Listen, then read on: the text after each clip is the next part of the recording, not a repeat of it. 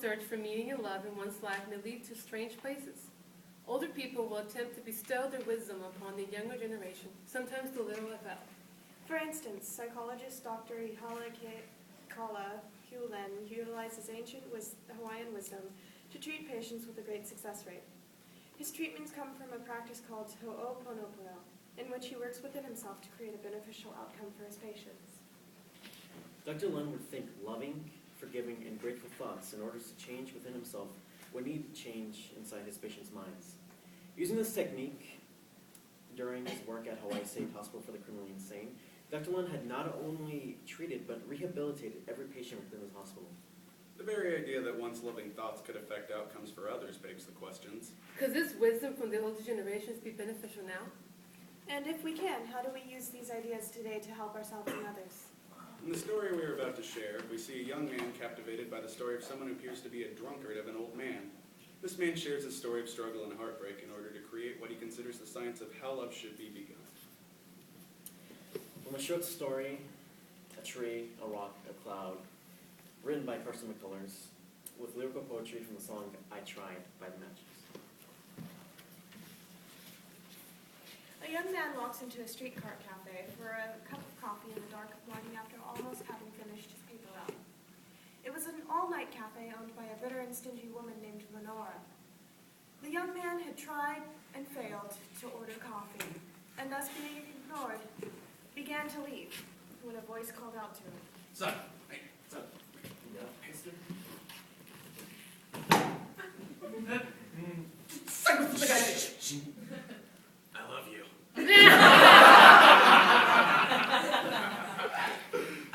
I didn't mean to tease you, son. Just sit here and have a beer with me. He can't have a beer. He's a minor. Should have asked for coffee in the first place, kid. It's important. Look very carefully. See? Got a good look? You ever see her before? Not that I know of. Very well. That was my wife. That?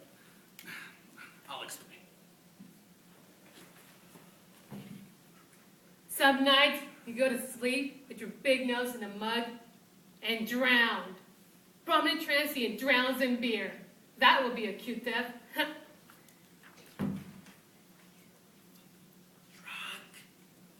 I'm talking about love.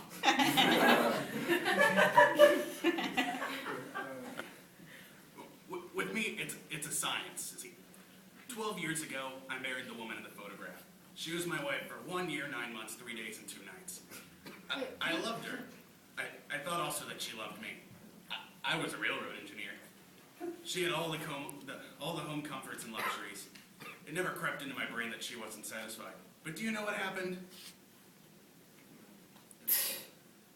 She left me. I came in one night and the house was empty and she was gone. She left me. With the phone? Well, naturally, son. A woman does not run off like that alone. Well, in the... Yeah, Don't be vulgar. And besides, I wasn't talking to you. Let's not pay attention to her, okay?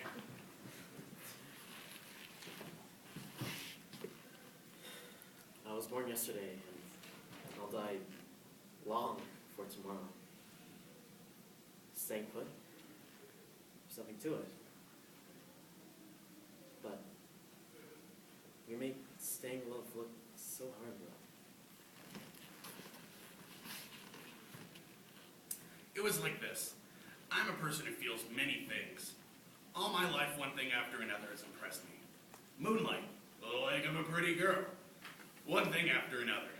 But the point is that when I had enjoyed anything, there was a peculiar sensation as though it were laying around loose in me. Nothing seemed to finish itself up or fit in with the other things. Women, I had my portion of them. The same. Afterwards, laying around loose in me. I was a man who had never loved. Very slowly, he closed his eyelids, and the gesture was like a curtain drawn at the end of a scene in a play. When he spoke again, his voice was excited, and the words came fast. Then I met this woman. I was 51 years old, and she always said she was 30. I met her at a filling station, and we were married within 3 days. And do you know what it was like? I just can't tell you. All I had ever felt was gathered around this woman. Nothing lay around loose in me anymore, but was finished up by her. This woman was something like an assembly line for my soul. I run these little pieces of myself through and I come out complete. Now do you follow me? What was her name? Well, I called her Dodo, but that's immaterial. Try to make her come back. Under the circumstances, you can imagine how I felt when she left me.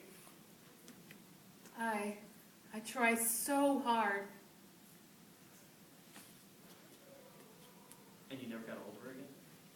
The boy did not know what to think of the man, and his face was uncertain with mingled curiosity and doubt. He was new on the paper route, and it was still strange to him to be out in town in the strange black early morning.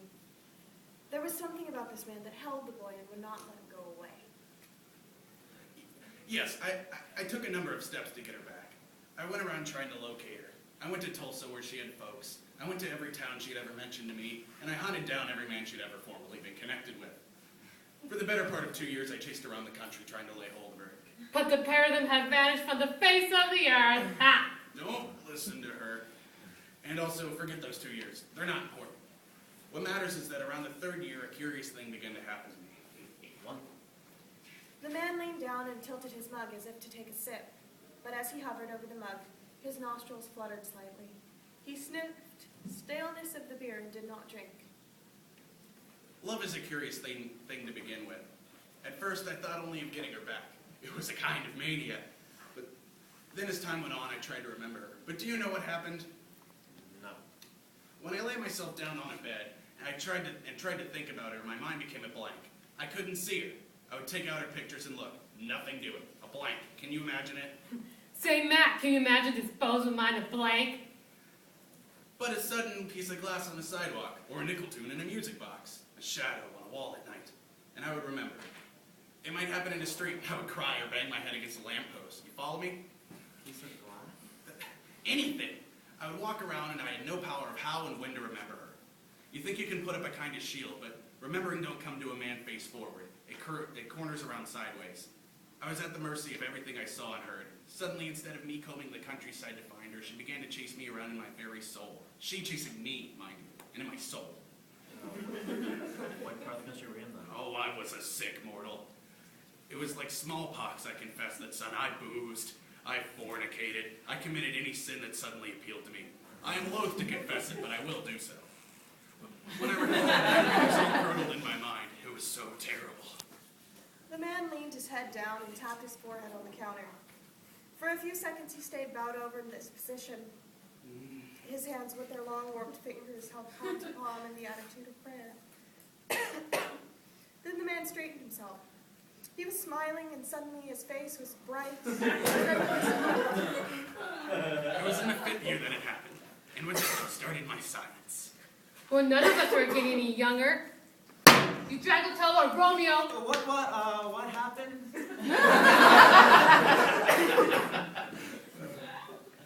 Peace.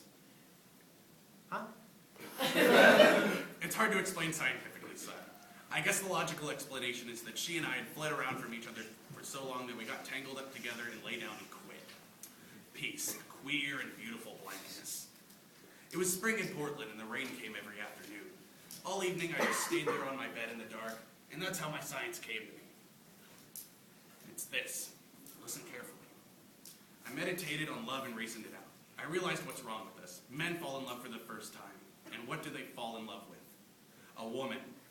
Without science, with nothing to go by, they undertake the most dangerous and sacred experience in God's earth. They fall in love with a woman.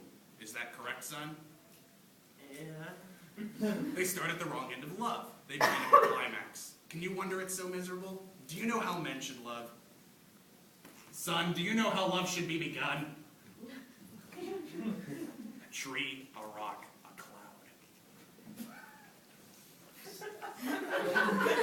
At the time my science was begun, I meditated and started out very cautious. I would pick up something from the street and take it home with me. I bought a goldfish, and I concentrated on the goldfish, and I loved it. Graduated from one thing to another. Day by day, I was getting this technique. Ah, shut up! Shut up! Shut up! For 6 years now, I've myself and built up my science. And now I'm a master son. I can love anything. No longer do I have to think about it even. I see a street full of people and a beautiful light fills me. I watch a bird in the sky, or I meet a traveler on the road. Everything, son, and anybody. All stranger and all loved. Do you realize what a science like mine can mean? I tried so hard. Yeah, I tried so hard only to find it's easy. So easy. Love so easy you wouldn't believe me.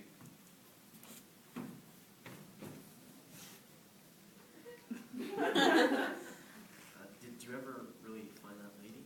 What? What nuts? What?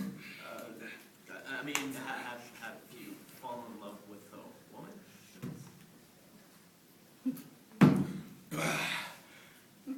No. Yeah, you see, that's the last step in my science. I go cautious and I'm not quite ready yet. Well, well, well, well. Just remember. Remember. I love you.